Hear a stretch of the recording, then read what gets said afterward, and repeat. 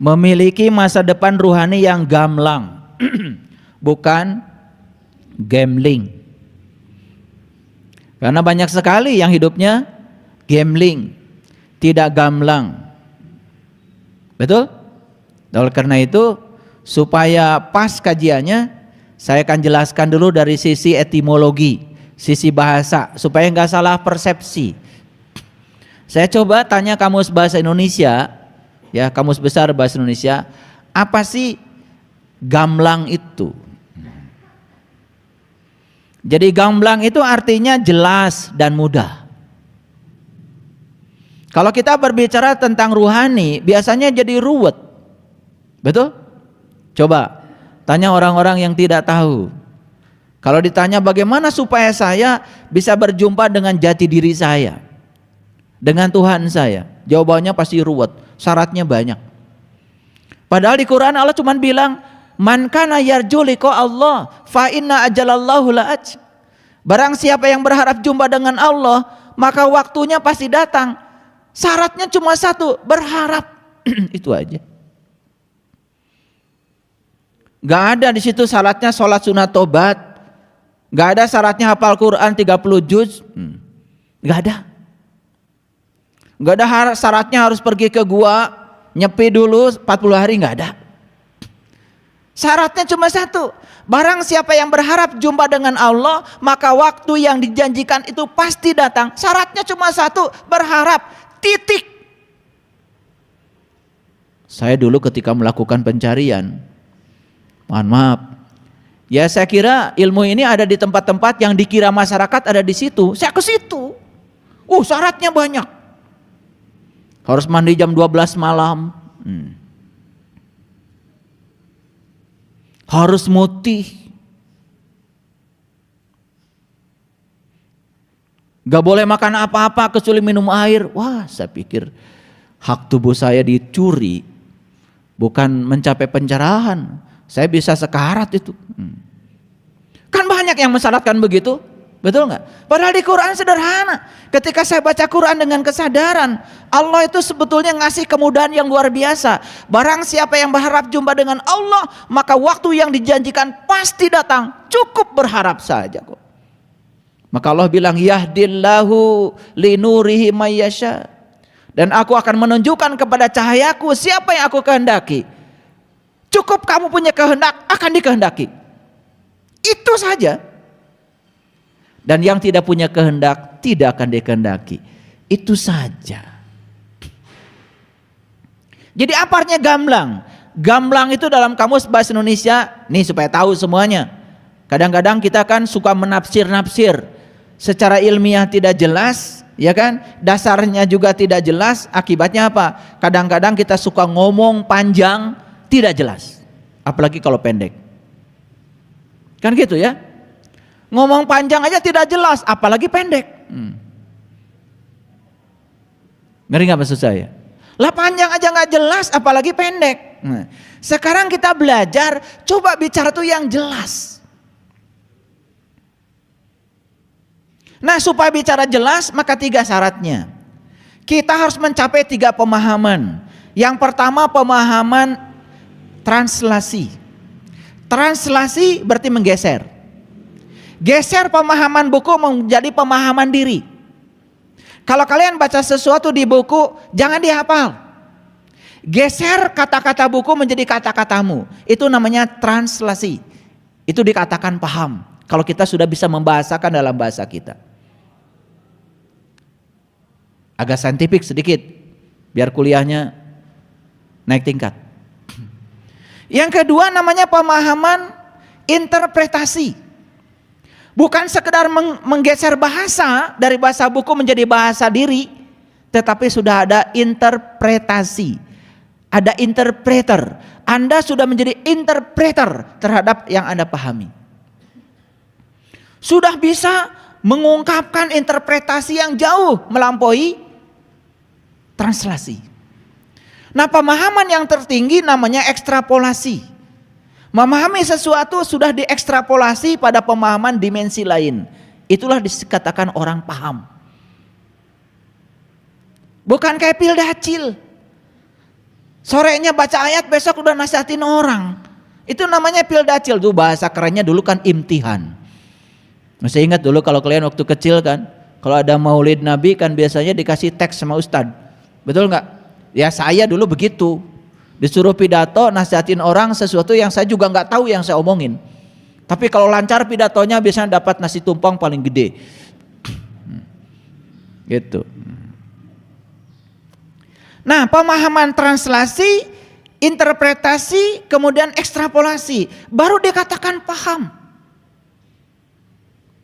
Makanya paham itu cirinya apa? Cirinya tidak berputar-putar. Ngerti nggak? Kalau kalian menjelaskan sesuatu muter-muter sampai orang semuanya bingung, itu sudah jelas Anda belum paham. Betul nggak? Iya. Jadi gamblang itu jelas dan mudah dimengerti. Oke? Itu yang pertama. Yang kedua, gamblang itu menurut Kamus Bahasa Indonesia tampak jelas. Jelas banget. Jadi kalau saya tanya sekarang, kamu nanti kalau mati selamat atau celaka? Kamu nanti kalau mati bisa pulang atau keluyuran? Nah, kalau kalian tidak bisa menjelaskan, tidak jelas, kalian juga tidak mengerti, tidak tampak jelas dengan masa depanmu, itu namanya gambling. Itu namanya gambling. Makanya kan kalau ditanya yang sederhana saja, sholatmu diterima nggak sama Allah? Wallahu alam.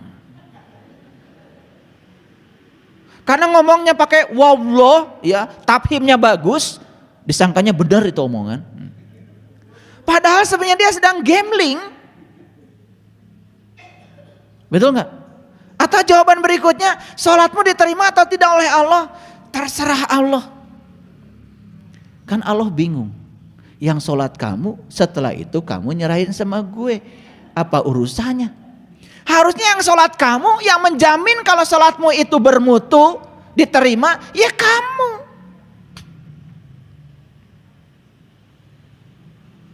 Gitu kan? Kalau ditanya, hajimu mabrur atau mabur? Wallahu alam. Ya lihat saja perilakumu sebelum haji, kamu pelit. Habis haji tambah pelit. Wallahu alam kumaha. Sudah jelas kamu tuh mabur. Cuman kita nggak jujur pada diri sendiri. Kan pertanyaannya sebetulnya perubahan apa yang terjadi setelah kamu haji? Perubahan apa setelah kamu umroh? Kenapa kamu nggak tahu tujuan haji, nggak tahu tujuan umroh? Jawaban yang paling keren adalah wallahu alam. Wallahnya tebel. Asal ke Arab-Araban kan dianggap benar itu. Ini masalah kita. Makanya saya buka dikit-dikit biar sedikit agak waras. Ini ngaji kewarasan. Makanya kalau ngaji dengan saya bahaya. Yang tidak waras jadi waras. Itu bahaya ngaji dengan saya. Sebelum Anda umroh, Anda haji, Anda tanya dulu, apa sih tujuan umroh? Kenapa saya mesti umroh? Kenapa mesti haji? Tanya dulu. Jangan dulu daftar. Jangan dulu bayar, tanya dulu untuk apa? Siapa yang merintahkan ke sana? Kan harus tanya dulu. Betul nggak? Setelah tahu perintahnya, tahu tujuannya, daftar. Kan jelas di Quran, jelas lagi di Quran, fa iza afadtum min arafah fazkurullah. Tujuan haji itu mengingat Allah. Apakah tercapai kita mengingat Allah sepulang dari sana? Enggak akan tercapai. Kalau pergi ke sana cuma ketemu rumahnya. Kalian mau ingat sama saya? Ya cari dong rumah saya. Setelah ketemu alamat rumah saya, sampai di rumah saya. Baru sampai di rumah saya, kalian sudah bilang, saya sudah bisa mengingat Saiful Karim. Waras enggak? Ketemu aja enggak sama gue? Kamu baru ketemu rumah saya, belum ketemu yang punya rumah. Makanya di Quran dikatakan li'ila fi Quraisy ila fi rihlatas sita'i wasaif falyabudu rabb hadzal bait. Jangan sembah rumahnya, sembah yang punya rumah. Apakah ketika kalian pergi ke sana ketemu yang punya rumah? Bukannya kalian baru keliling-keliling di luar? Ngakunya tamu lagi. Siapa yang nyuguhin keliling-keliling di luar?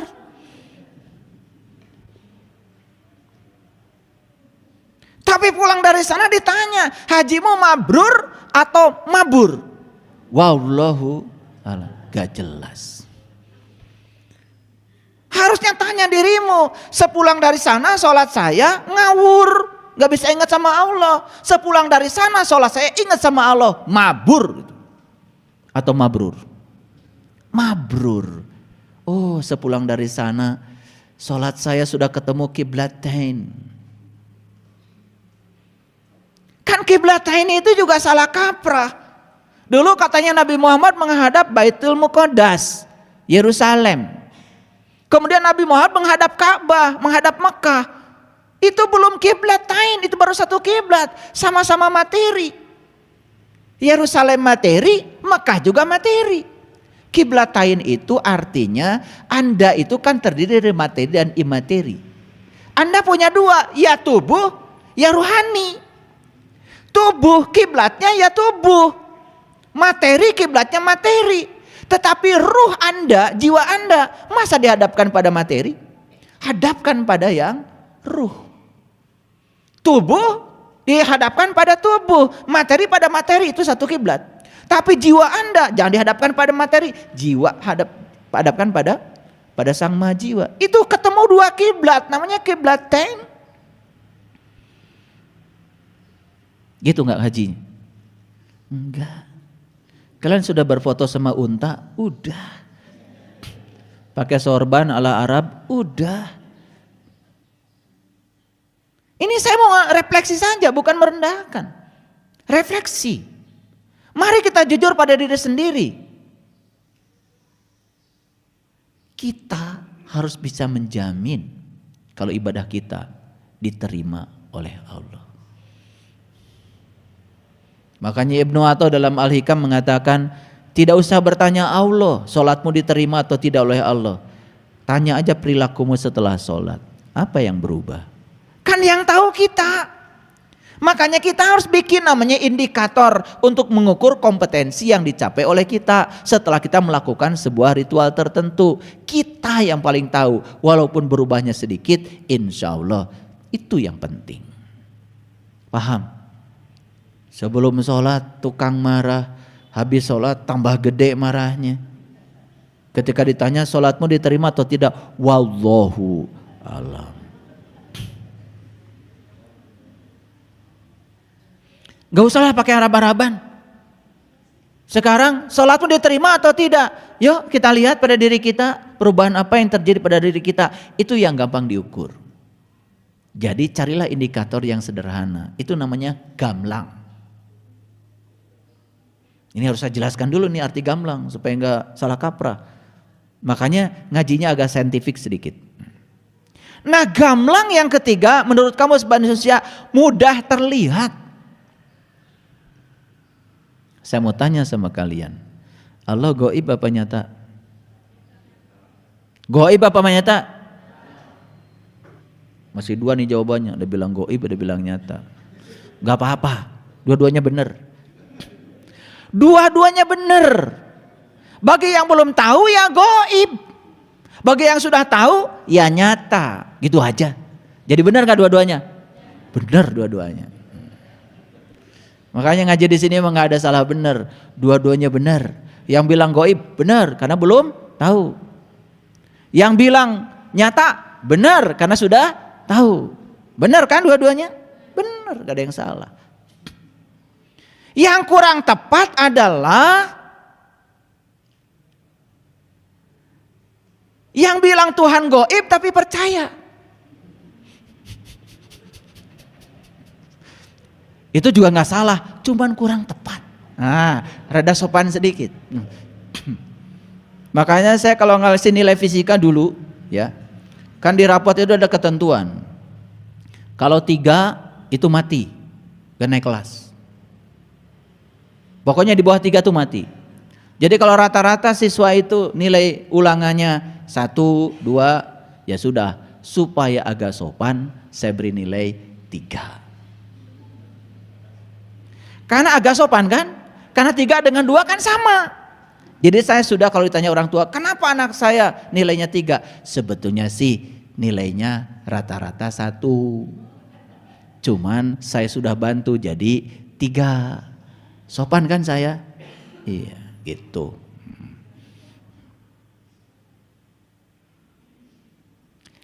Mudah terlihat, itu namanya gamblang.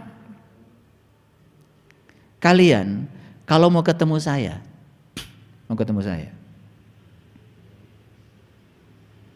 tidak mudah. Sekarang aja gampang. Saya habis dari sini, entah mau kemana saya. Kalian nyampe di rumah saya, paling juga orang di rumah bilang, oh ayah barusan pergi ke kampus. Kalian kejar ke kampus, kata mahasiswa saya, oh bapak barusan pergi ke laboratorium. Dikejar kalau oh bapak baru saja pergi ke rumah. Pusing kan cari saya? Makanya cari saya itu susah. Mau ketemu saya itu susah. Tapi kalau mau ketemu yang punya saya, gampang. Tidak pernah tidur. Gak pernah ngantuk. Gak ada istirahatnya. Kapan saja, di mana saja, mau ketemu yang punya saya, gampang. Kalau tahu ilmunya, tahu caranya. Karena Allah udah bilang, aku bersamamu dimanapun kamu berada.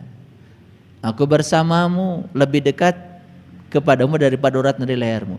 Bayangkan, begitu mudahnya ketemu dengan Allah. Begitu sulitnya ketemu dengan saya. Jadi kalau ada orang yang mengatakan ketemu Allah itu sulit, itu kasihan aja.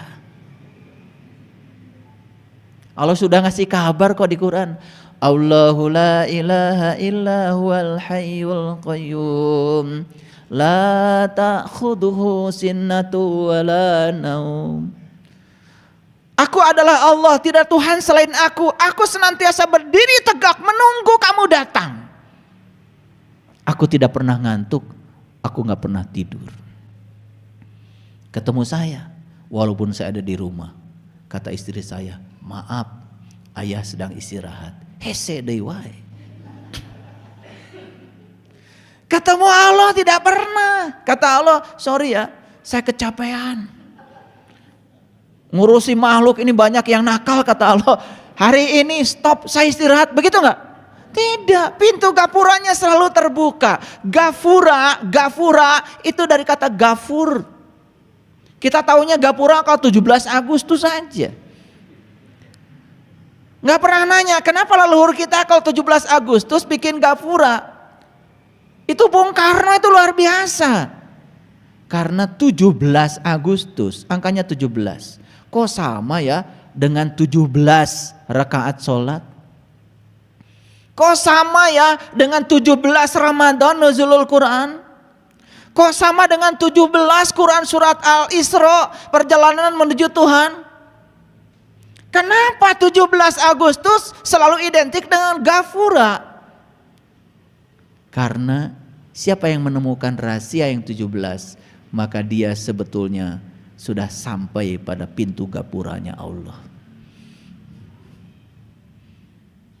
Pusing-pusing sekalian. Karena kita itu kadang-kadang gak ngerti. 17 Agustus kalian coba pakai baju baru aja. Orang lain bawa pedang-pedangan, bawa bambu runcing, ikut aja.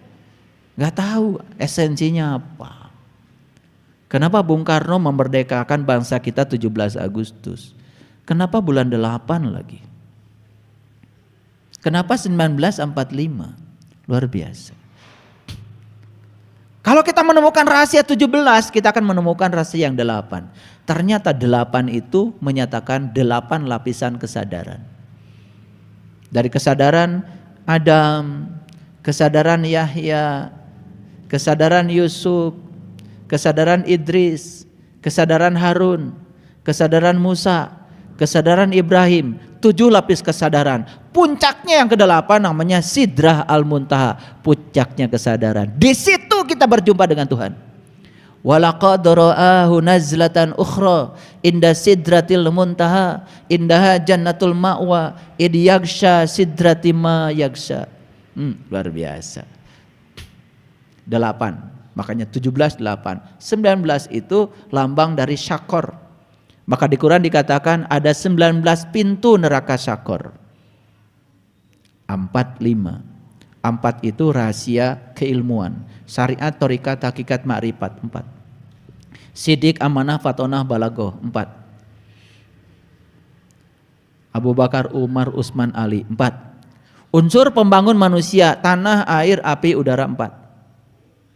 Yuk.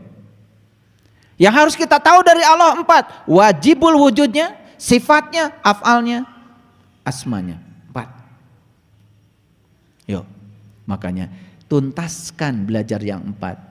Maka kita sudah menemukan saraba 4. Maka kita akan sampai di 5. 5 itu menyatakan rukun Islam. Islam itu artinya adalah pasrah total kepada Allah, letting go.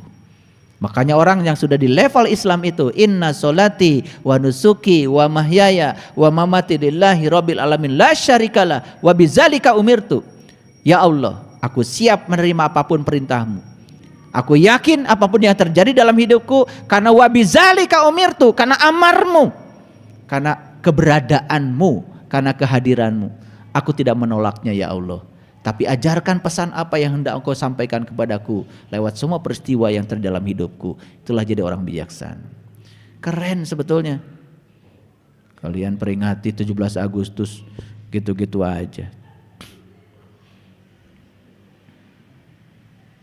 Udah stop dulu itu. Kepanjangan saya bicara itu. Yang keempat, menurut Kamus Bahasa Indonesia, gamlang artinya tanpa tutup. Yang kelima adalah tanpa halangan. Yang keenam, tidak diragukan lagi. Coba, kata gamlang dari sisi kamus aja udah keren. Jelas dan mudah dimengerti. Tampak jelas, mudah terlihat, tanpa tutup, tanpa halangan, tidak diragukan lagi. Coba. Ini kalau saya tanya. Nanti mati masuk surga atau masuk neraka? Jawabannya apa? Wallahu alam lagi.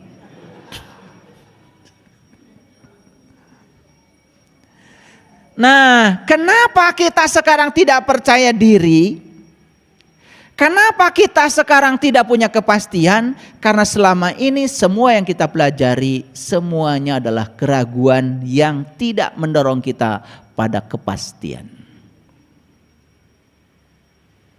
Makanya di Quran dikatakan falaula idza balagatil hulqum wa antum hina idzin tanzurun wa nahnu aqrabu ilaihi minkum walakin la tubsyirun.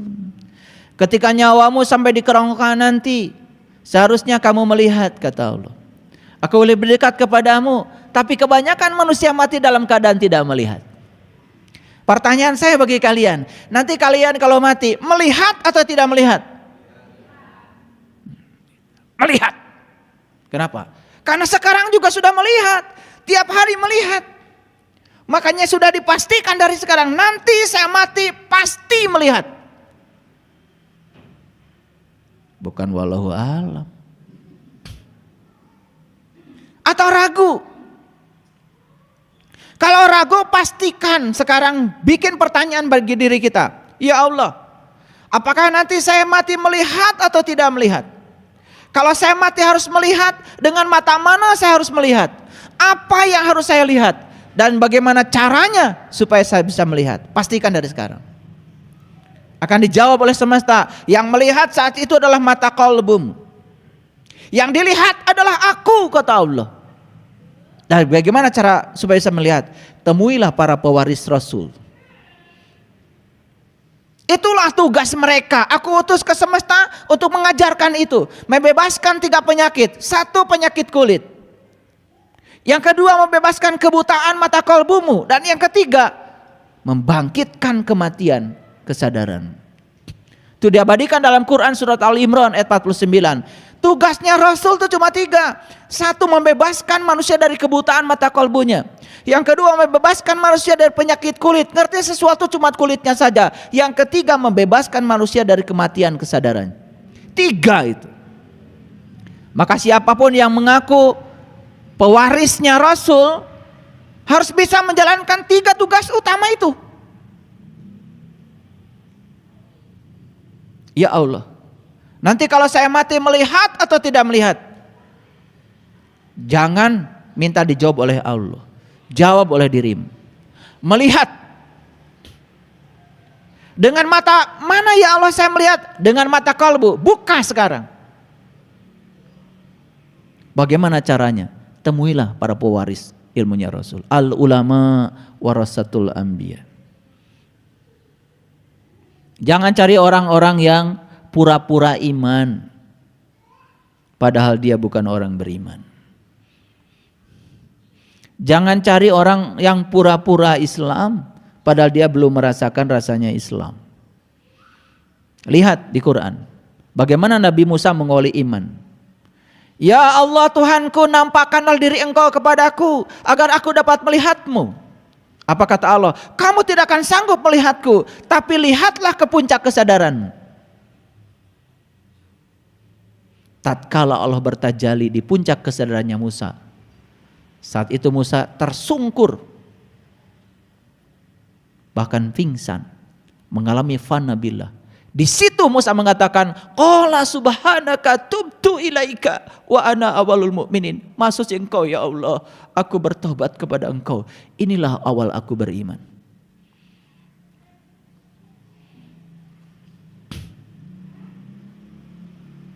Ulangi, jadi gamblang apa?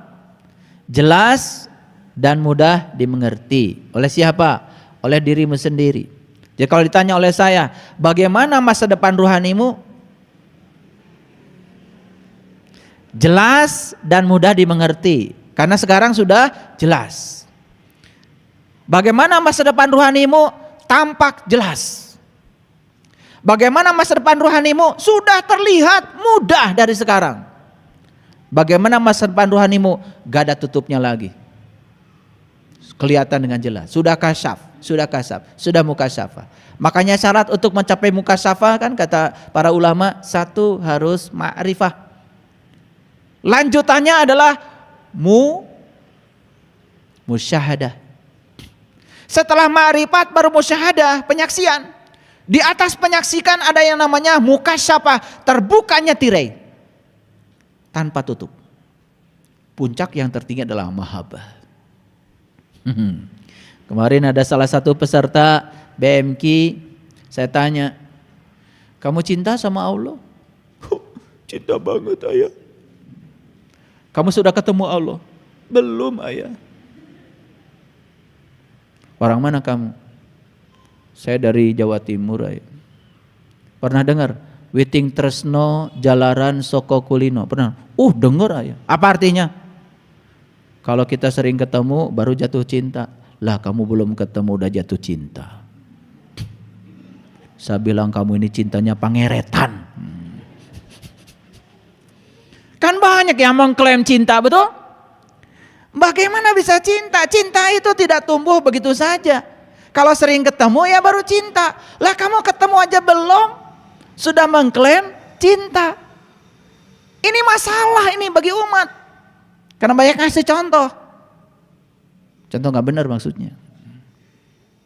Tiba-tiba cinta ketemu aja belum. Bisa kalian mencintai gak ketemu? Ya sudah. Kawinnya lewat online aja. Tidurnya online juga. Bisa begitu? Mau gimana punya anak? Nanti anaknya juga online. Oke, sampai sini dulu. Nah sekarang saya jelaskan gambling. Nah ini kalau tadi kan gamblang. Nah sekarang kita jelaskan gambling. Gambling ini menurut kamus bahasa Indonesia satu perjudian. Tahu judi? Tahu judi? Bilang, kalau tahu bilang tahu, kalau enggak bilang enggak tahu. Tahu? Kasih contoh. Kalau tahu harus bisa ngasih contoh. Tahu enggak? Tahu apa tidak? Kalian. Ya kalian tahu judi apa tahu orang? Sabun ayam judi. Betul? Main kartu judi. Togel judi. Gitu. Saya nggak mau bahas itu. Karena itu hanya bagian kecil dari judi.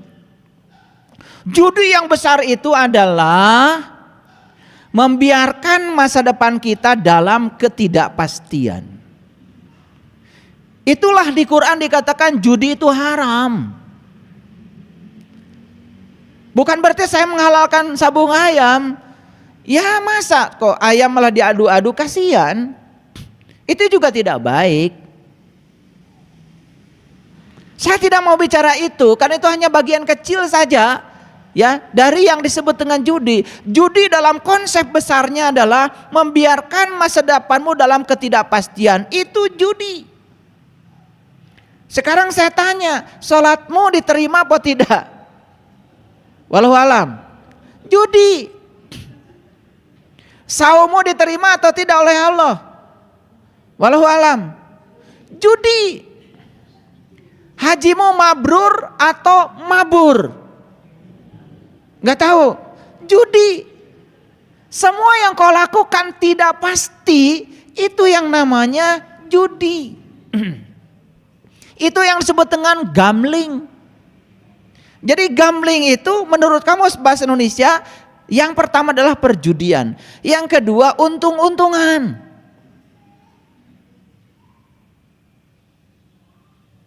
Kan bahaya kalau untung-untungan. Untung-untungan itu kan nggak pasti. Nah kenapa lotre disebut judi, untung-untungan? Masih ingat kan zamannya SD-SB?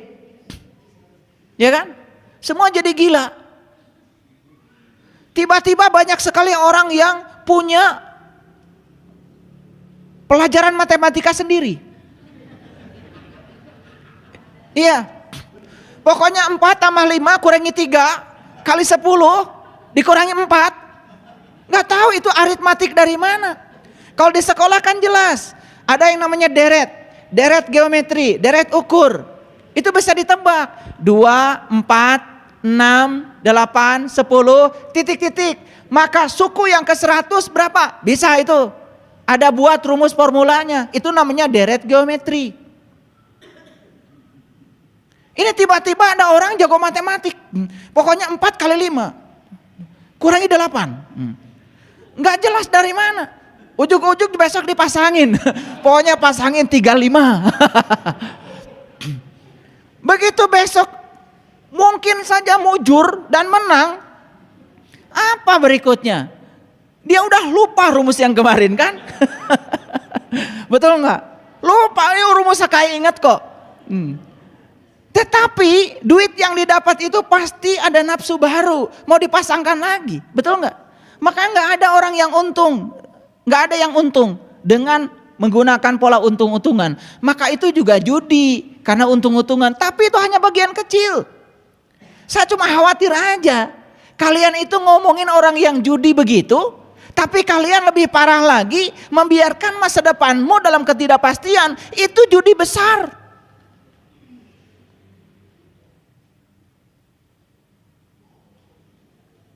Nanti kamu mati selamat atau celaka?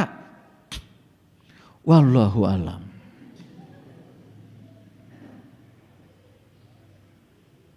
Makanya Rabi'ah al-Adawiyah, perempuan suci, seorang ahli ma'rifat di zamannya, itu pernah dilamar sama Hasan al-Basri, seorang kiai besar. Siapa yang tidak tahu Hasan al-Basri? Baca kitab warisan para aulia. Yang namanya Hasan al-Basri itu orang yang paling soleh di zamannya. Dan dia melamar Rabi'ah al-Adawiyah. Dan ketika melamar Rabi'ah al-Adawiyah, permintaan mas kawinnya cuma satu. Kamu akan diterima lamarnya oleh saya, tapi tolong jawab pertanyaan saya. Apa pertanyaannya? Nanti kalau saya mati, saya selamat atau celaka? Jawaban Hasan Al-Basri saat itu wallahu alam, langsung ditolak lamarannya. Apa kata Rabi'ah? Bagaimana kamu bisa melamar saya karena kamu tidak bisa memastikan saya selamat atau celaka? Kamu tidak layak sebagai suami saya. Mau ditiru begitu? Nanti kalau ada yang melamar tanya dulu. Nanti saya kalau mati selamat apa celaka? Gitu. Ada nggak yang begitu? Nggak ada. Paling yang melamar bawa apa? Mas kawinnya berapa banyak, kan begitu? Betul nggak? Bahkan tidak tahu asal usulnya, yang pengen gede mau aja. Ternyata hasil ngerampok. Besoknya masuk penjara sama-sama. Itulah perempuan suci itu bertanyanya begitu. Ya, Anda akan jadi suami saya, akan jadi pembimbing saya. Pastikan kalau saya nanti mati saya selamat. Bagaimana Anda membuat saya selamat? Itu mas kawin yang diminta Rabi'ah Al-Adawiyah. Keren sekali. Dan saya belum pernah mendengar lagi setelah itu. Jadi kalau ada tiba-tiba murid-murid saya yang kemudian sok-sok Rabi'ah, itu patut diragukan itu.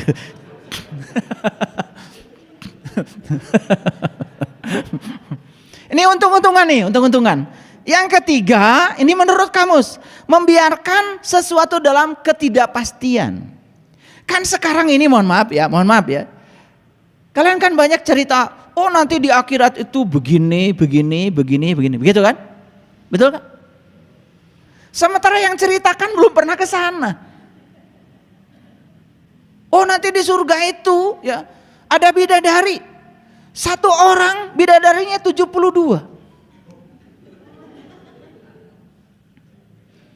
Satu aja saya udah kerepotan. Makanya ada yang gila lagi. Katanya kerjaan para kaum lelaki di surga nanti memecahkan keperawanan. Pagawean naon nu kitu? Ini cerita surga atau cerita apa ini? Karena letterlock betul, dia nggak ngerti 72 itu apa, bidadari itu apa, nggak ngerti sama sekali. Surga itu apa? Dia nangkap surga berdasarkan persepsinya sendiri. Lucunya dia menyampaikan itu pada orang lain. Padahal surga itu di sini, saat ini, sekarang. Bahkan kata Allah di Quran, surga itu adalah tempat di mana kamu masih bernafas. Bahkan saat langit dan bumi masih ada. Itu 72 itu bahasa simbolik. Pecahkan 72. 72, 27 itu bahasa spiritual. Maka Nabi Muhammad ya ketika Isra Mi'raj 27 kan? 27 kan? Beliau mengatakan sholat berjamaah 27 kan? Aduh, itu bahasa spiritual. Pecahkan 27 itu, temukan maknanya. Disitulah pentingnya ketemu guru. Nah dibalik dari 72 sama aja, tetap angkanya 2, 7 dan 2. Nah bidadarinya yang mana? Gak saya ceritakan di sini, mahal, harus bayar. Enak aja. Kalau saya cerita di sini kan gratis. Gak bisa gratis-gratisan. Ilmu itu ada fidyahnya. Ya. Kan kasihan itu. Yang haji di sini kebanyakan kan perempuan. Udah gitu ceramahnya di surga hanya ada bidadari. Kan kasihan sebelah sini. Habis ngaji pasti burem itu wajahnya. Sudah ada hadis yang mengatakan di neraka itu kebanyakan laki-laki, kebanyakan perempuan.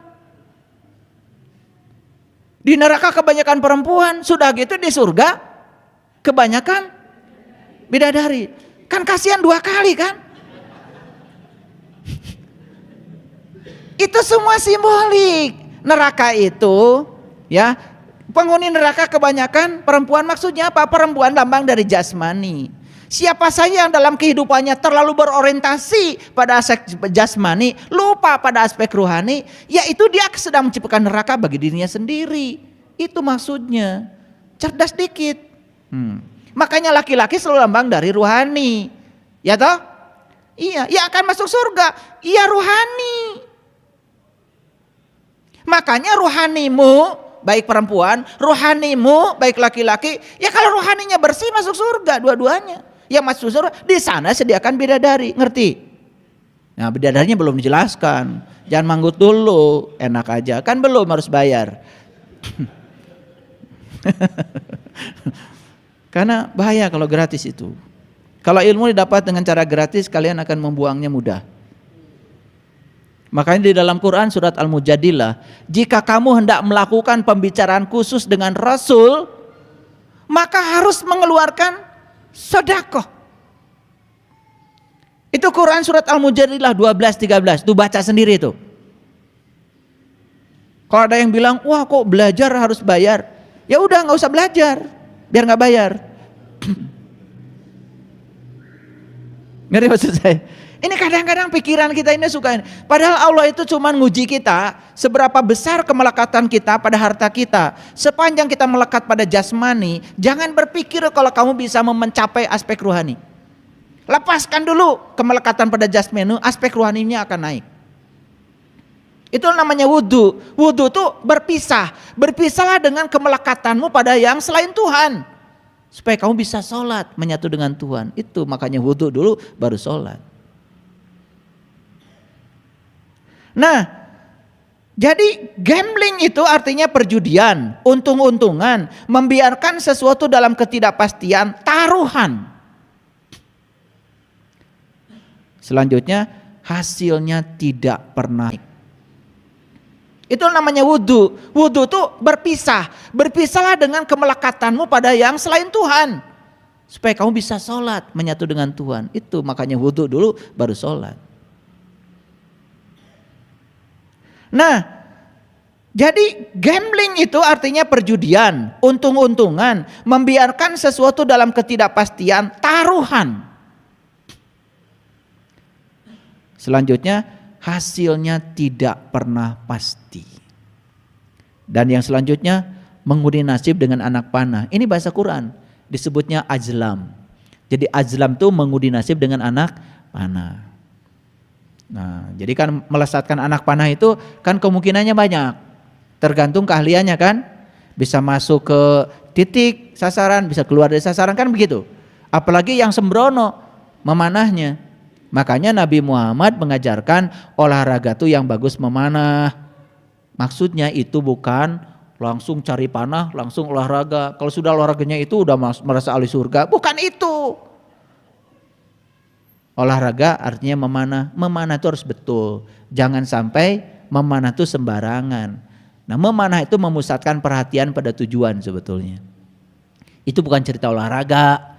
Cerita kalau kamu ingin benar hidupmu, pusatkan fokusmu, perhatianmu pada fokusmu.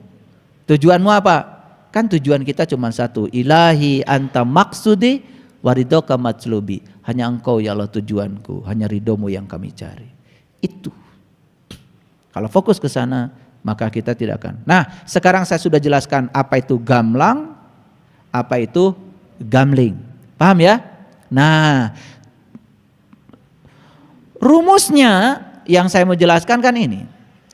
Memiliki masa depan rohani yang gamlang, bukan gambling. Oke, lihat saya semuanya. Ini ada jasmani, ada rohani. Masa depan jasmani juga gak boleh gambling, harus gamlang.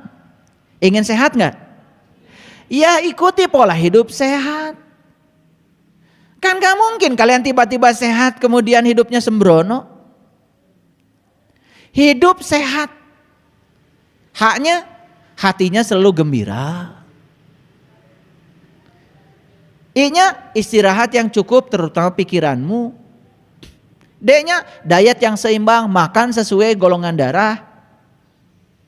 Makanya makan itu rumusnya 3J. Jenisnya apa, jadwalnya jam berapa, jumlahnya berapa banyak. Makanya yang membentuk tubuhmu itu adalah mulutmu. Ngerti? Kenapa tubuhmu begitu? Nah itu. Salah mulutmu. Bukan mulut orang lain, mulutmu. Hati selalu gembira, istirahat yang cukup, diet yang seimbang, udara yang bersih. U. P. Pengendalian diri, terutama dari keinginan. Karena semua sumber penderitaan adalah keinginan. Ingin orang lain seperti yang saya mau, ketika tidak seperti yang saya mau, kan kalian sakit hati. Padahal penyebab sakit hati kan kamu sendiri, bukan orang. Kamu aja nyalah-nyalahkan orang karena ilmunya rendah. Sakit hati dikira buatan orang, kan buatan kamu. Karena kamu ingin orang seperti yang kamu mau. Coba bebaskan keinginanmu dari itu. Enggak apa-apa. Orang melakukan apapun kamu terima.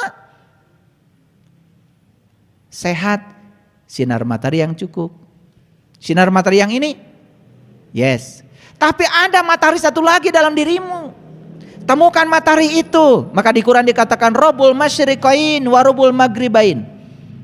Ada 2 tempat terbit matahari. Kamu baru tahu tempat terbit matahari 1. Itu aja. Moyan Unggal Isuk MUI. Ya Moyan Unggal Isuk MUI kan. Apa yang salah dengan saya? Kalian ketawa. Moyan Unggal Isuk. Kalau disingkat MUI. Iya. Nah selanjutnya ya setelah sinar matahari yang cukup, energetik. Apapun yang dilakukan harus senang. Coba kalian lakukan senang. Kalian masak senang, pasti masakannya enak. Begitu kalian masak nggak senang, walaupun resepnya sudah itu pasti nggak ada cinta di situ. Beda rasanya. Makanya masakan yang dilakukan oleh orang yang punya cinta, basinya pun lama. Masakan yang dilakukan oleh orang yang marah-marah, tidak punya cinta, basi sebentar. Itu energi. Boleh diriset kalau nggak percaya. Energi ini energi. Energi apa yang kita masukkan ketika kita memasak? Sinar matahari yang cukup, energetik, melakukan apa-apa. H. Hubungan sosial yang bagus. Jaga hubungan. A. Air putih yang banyak. T. Tuhan yang paling utama. Tuh rumusnya udah saya kasih. Nah ini gratis. Gak usah bayar. Ada yang gratisannya ada. Tenang aja. Nah jasmani kita pun harus punya masa depan. Yang menentukan berapa usia saya, ya kita sendiri. Sekarang makan minyak, goreng-gorengan. Setelah itu makan nasi banyak. Nasi itu gulanya banyak. Sedangkan semua yang minyak-minyak kalau ketemu gula ya terikat. Pembuluh darah jadi sempit. Apa yang terjadi? Ya sudah darah susah mengalir. Cara rangke. Awalnya mah kalaloper. Sirem asukan awak. Orang Medan bisa ketawa ya. Ngerti memang saya ngomong gitu. Luar biasa. Ini TOEFL-nya udah tinggi nih. TOEFL bahasa Sundanya. Iya jadi sing siremen. Betul gak? Nah sing siremen cara rangkel duduk sebentar cengkat kunang-kunang. Itu masalahnya adalah makan tidak teratur. Nah yang menentukan masa depan tubuh kita kan kita sendiri. Nah yang menentukan rohani kita juga kita sendiri. Nah saya kasih tahu sekarang. Ini penting. Rohani ini pasti akan berpisah dong dengan tubuh ini. Setuju? Dan ketika berpisah kan belum tentu pulang dengan sempurna. Mungkin saja masih ada karma yang harus diselesaikan. Setuju? Sehingga rohani ini harus ditiupkan lagi kan. Pasti pada tubuh baru. Nah sekarang punya gak cita-cita dengan masa depan? Nanti kalau saya ditiupkan kembali pada tubuh baru. Ada gak harapan? Ingin lahir di keluarga yang berkecukupan. Ingin? Ingin kan? Masa nggak ingin? Ingin kan? Iya. Saya kalau lahir lagi nanti, kalau lahir lagi semoga enggak. Saya mau lahir di kerajaan Inggris. Maunya saya. Warisannya banyak. Kan saya udah pengalaman kemarin lahir dari bapak ibu saya di perkebunan teh, kekurangan, Udah kan, udah selesai itu. Paham maksud saya? Kan pengen kan nanti lahir di keluarga yang berkeadaan. Di samping itu juga keluarga yang berkesadaran. Sadar pentingnya pendidikan, sadar pentingnya kesadaran. Kan ingin kan? Bayangkan, mohon maaf saya bukan merendahkan. Lahir di keluarga yang serba tidak ada. Setelah itu tidak punya kesadaran, lahirnya di rumah yang serba kekurangan. Di situ cuma ada kemarahan, kebencian. Maaf ya. Masa kita tidak bisa lihat di sekeliling kita? Masa tidak bisa nonton kehidupan ini? Ingin gak nanti lahir di keluarga yang berkecukupan? Lahir di keluarga yang berkesadaran? Betul gak? Karena berkecukupan, berkesadaran dari kecil sudah dipilihkan sekolah yang bagus. Dicarikan pelajaran spiritual yang keren. Sekolahnya juga pasti ke luar negeri. Disekolahkan di sekolah-sekolah yang beradab, kan pasti mau toh? Mau kan? Oke, saya tanya dulu. Kalau nggak mau saya stop ngajinya. Lanjut, ingin nggak suatu saat punya komunitas orang-orang yang penuh cinta kasih, orang-orang yang peduli, ya kan? Saling menasihati dalam kebenaran supaya nggak rugi, saling menasihati dalam kesabaran. Ingin kan? Masa ingin nanti saya ingin punya komunitas yang saling membenci, saling menghujat, saling tidak bisa menerima perbedaan, yang pengen seragam terus, makanya kemana-mana pakai seragam. Itu seragam itu lambang keinginan, itu ingin seragam. Makanya saya larang ngaji di tempat saya pakai seragam. Awas, ada ide-ide seragam. Gak boleh pakai seragam ngaji di sini. Biarkan kalian pakai baju yang kalian punya di rumah. Cerminkan dirimu apa adanya. Jadilah dirimu sendiri. Di masjid ini tidak usah pakai seragam. Tas seragam, baju seragam, kacamata seragam, sendal seragam. Bingung kalian mau pulang. Betul nggak? Kan ada tuh yang seragam segala. Lipstick aja seragam.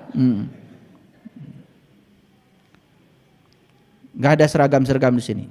Belajar menimba perbedaan, karena Allah menciptakan semesta berbeda. No seragam. Kadang-kadang saya juga suka pakai seragam. Kalau saya bimbing umroh, mete hese neangan. Hese di ditu aduh, loba jelemana. Di airport leungit gara-gara teu make seragam. Kalau pakai seragam gampang neanganana. Makanya pakai seragamnya yang kinclong, yang kelihatan gampang dari jauh. Nah itu tujuannya pakai seragam, bukan belajar menyeragamkan. Karena semesta menciptakan kita itu udah berbeda, wajah kita berbeda, betul? Maka tujuan kita di semesta ini adalah saling mengarifi, li ta'arofu, saling menghargai dan menghormati perbedaan. Maka dilatih kita di rumah, belajar serumah dengan orang yang berbeda, sakasur dengan orang yang berbeda. Bayangkan, betul? Iya. Kalau berhasil, sukses di situ, kedewasaan tumbuh. Pengen nggak suatu saat ketemu dengan guru yang berkesadaran? Pengen? Pengen? Coba bayangkan ketemu dengan guru yang ngaco. Nawarin pahala, nakut-nakutin pakai neraka, terus aja begitu, kapan mau sadar? Dia juga belum tentu dapat pahala. Cuma nawar-nawarin aja. Kan dia suka nawar-nawarin tapi dia nggak pergi, kan calo.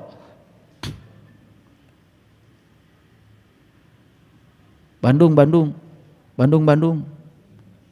Kampung Rambutan. Begitu sudah pada naik, dia kagak ikut. Dasar calo. Iya begitu. Nah berikutnya, ingin gak suatu saat, kalau hari ini kita belum sempurna, belum ketemu mandala cahaya, belum ketemu jati diri, ingin gak suatu saat bertemu dengan guru yang mengantarkan kita untuk tahu jati diri kita, agar kita sempurna dalam kehidupan memenuhi ayat innalillahi wa ingin? Tahu gak? Semua itu cuma satu syaratnya, perbanyak kamu melakukan kebaikan hari ini, di sini sekarang. Saya kasih tahu. 1, untuk lahir memiliki tubuh yang sempurna harus punya tabungan kebaikan yang banyak. 1 itu. Lahir punya tubuh yang sempurna dulu. Jarinya 10, kakinya 2, matanya 2, normal. Itu harus punya tabungan kebaikan yang banyak. Apa yang kau lakukan sekarang? Terus aja menebarkan kebencian, terus saja menebarkan kerusakan di muka bumi. Ingat itu, ada karmanya. Hanya ingin punya tubuh yang sempurna saja. Syukur-syukur kalau cantik. Syukur-syukur kalau ganteng. Karena semua laki-laki ganteng dan semua perempuan cantik. Cek manehna. Belum selesai.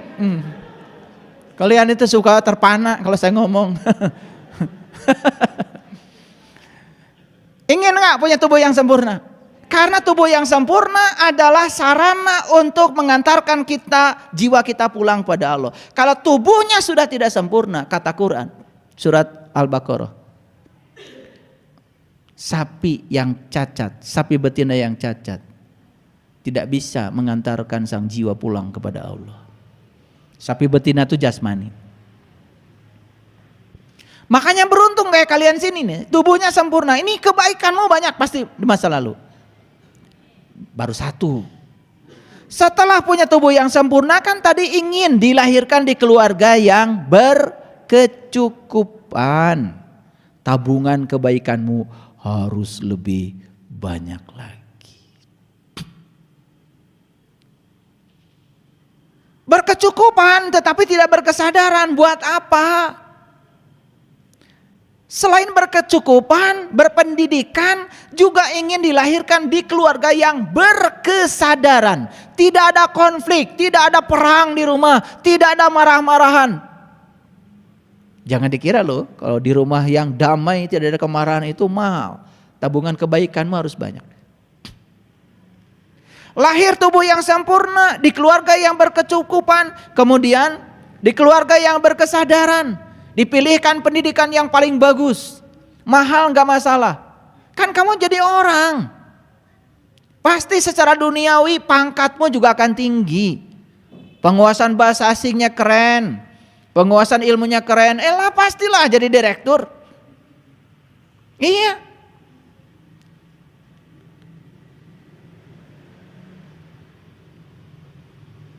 Bahasa Inggris nggak tahu, bahasa Indonesia bicara pun subjek, predikat, objeknya nggak jelas.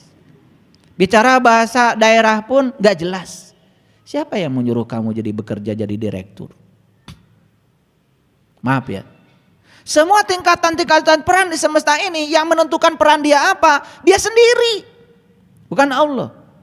Ada yang perannya mohon maaf di sebuah perusahaan, ada yang direkturnya, ada yang sekretarisnya, terus ke bawah ada yang tukang sapunya. Semua itu yang menentukan peranmu adalah dirimu sendiri.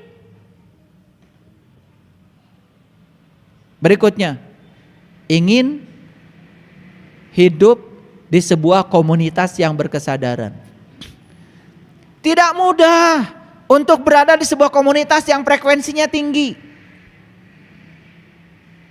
Nih contoh sederhana, komunitas WA banyak. Kan ada yang WA-nya itu cuman kirim foto lagi makan, ngajak batara. Betul? Di mana saja dia makan, kirim foto dulu. Kan begitu? Itu kalau yang tidak berkesadaran. Kalau yang berkesadaran kirim artikel, ada pencerahan. Gitu. Ada kan grup WA isinya gosip aja. Lah itu memang sefrekuensi. Ahli gosip. Itu kurang kebaikannya itu di masa lalunya. Nah berikutnya, ingin gak suatu saat, kalau misalkan kita belum selesai di kehidupan yang sekarang, pertemukan aku, katanya Nabi Daud, Tuhan,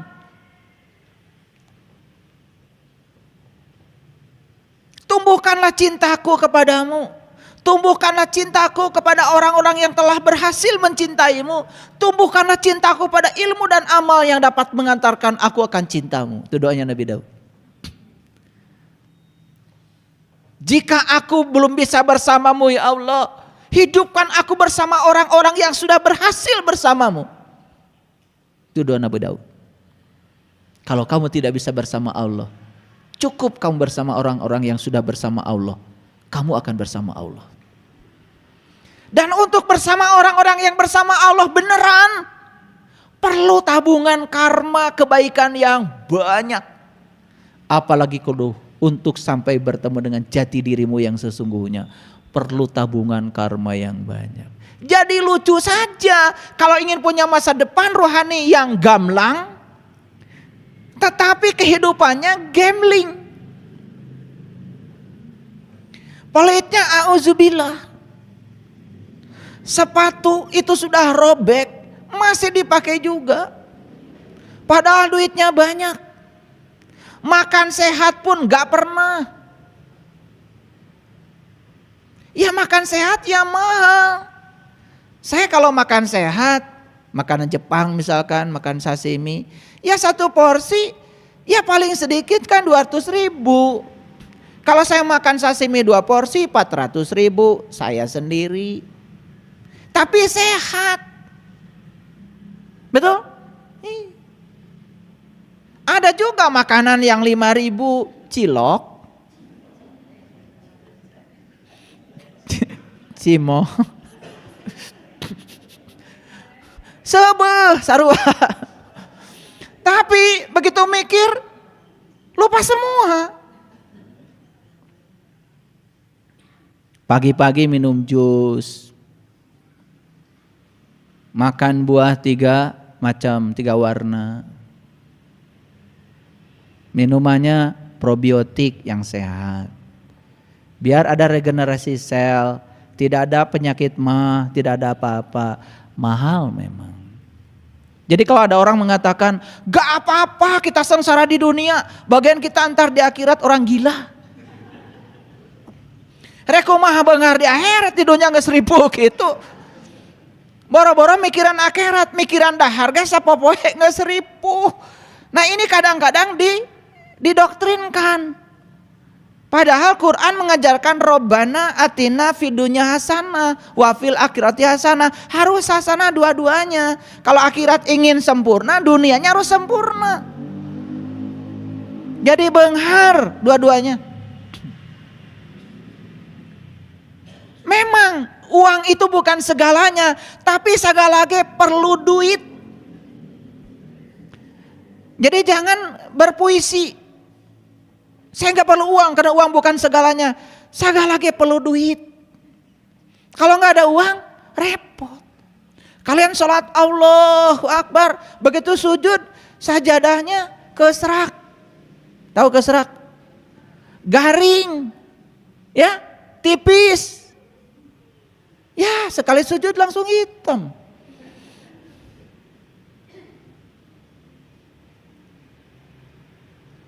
Tapi ada juga yang bangga karena tarahum rukaan sujadan yabtaguna fadlan minallahi wa ridwan. Bekas raku dan sujudnya nampak di wajahnya. Lain eta. Bekas ruku dan sujud nampak di wajahnya, wajahnya menyenangkan, penuh persahabatan, bager. Mun batkur rek balik, teu kudu ditanya boga ongkos, mere we eta mah. Itu tarahum rukaan sujadan. Ngerti maksud saya? Nah, jadi kalau kita ingin masa depan rohani kita ini bagus, maka caranya adalah di sini saat ini sekarang lakukan sesuatu yang bagus. Semua pemberianmu, semua kebaikanmu tidak ada buat orang lain, semua buat kamu sendiri dan akan dipanen olehmu pada saatnya di masa depanmu. Itu namanya sedang membangun masa rohaninya yang gamblang. Pengumuman ini buat yang pada pelit. Ingin masa rohani, masa depan rohaninya gamblang, tapi sekarang gambling. Ngasih, aduh. Kalau ngasih itu nyaman diomongin lagi. Udah gitu udah ngasihnya dikit, pakai dalil lagi, gak apa-apa, yang penting ikhlas. Nu saeutik mah teu ikhlas.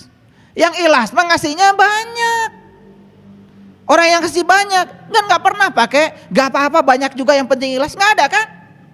Tuh. Yang suka pakai gak apa-apa ngasihnya sedikit yang penting ikhlas menumerena saeutik. Dan numerena loba mah tara make pidato. Gak apa-apa kan? Ayah ngasihnya banyak juga yang penting ikhlas. Wah nu ngomong gitu ke saya. Nu sok di WA ngomong gitu, ayah gak apa-apa ya. 1 lidi pun berharga, kalau gak ada tetapnya saeutik. Pakai puisi. Gak apa-apa kan? Tidak ada lidi yang besar kalau tidak ada satu-satu. Benar atau benar? Benar, gak ada yang salah. Ya, iya. Oh 1 juta juga ya, tidak ada kalau gak ada 1 rupiah. Bener, piraku atau risa perak mah. Nah kita sering mencari dalil-dalil untuk melindungi, ya. Sebetulnya kita udah ditegur dari dalam. Jangan ngasih segitu, nggak ada artinya. Tapi kita bikin dalil-dalil untuk memberikan diri seakan-akan terhormat. Itulah sebetulnya. Jadi sekali lagi, kebaikan tentu saja tidak terbatas pada harta. Kebaikan tuh banyak. Nulung kanu butuh, nalang kanu susah, nyaangan kanu poekeun, ya, ngahudangkeun kanu sare, nganter kanu keung, nepak kanu poho. Sok yang 6 saja kalau dilakukan itu sudah keren. Perbanyak kebaikan. Kapan? Sekarang. Maka Quran mengatakan janganlah kamu mengatakan besok masih ada waktu. Itu adalah kesombongan.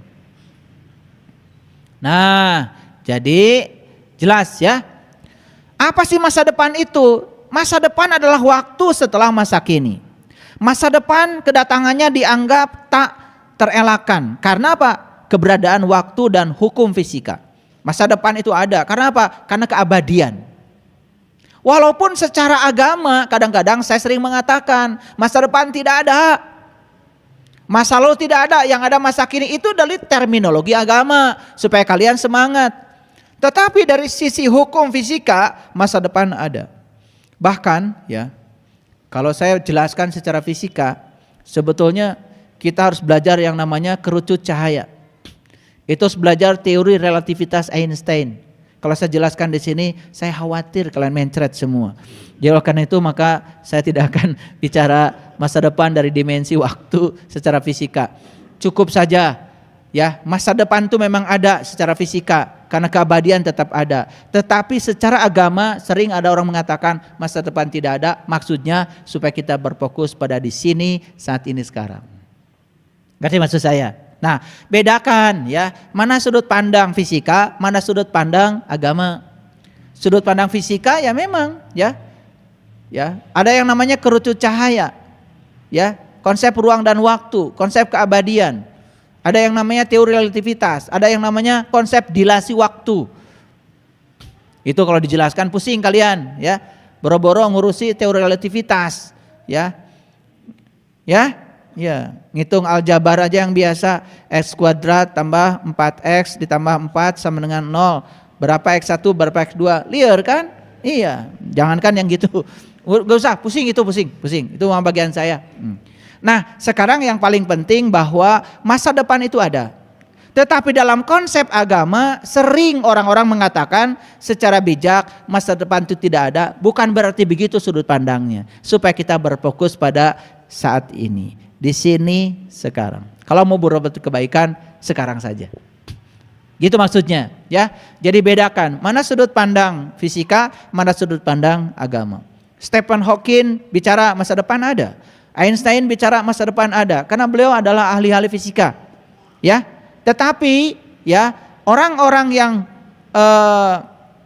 mengajarkan kita untuk berbuat hari ini sering mengatakan masa depan tidak ada supaya kita berbuatnya di sini saat ini sekarang. Makanya ada orang yang kemudian menulis buku The Power of Now supaya kita berfokus ke sini saat ini sekarang.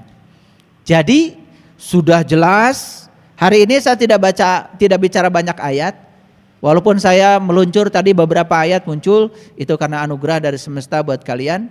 Tetapi yang paling penting sekarang, mari kita tentukan masa depan kita dengan gamblang. Terutama masa depan jasmani dan rohani kita. Dan mulai sekarang berhenti untuk melakukan tindakan gambling. Karena semua harus sudah pasti. Terima kasih. Assalamualaikum warahmatullahi wabarakatuh.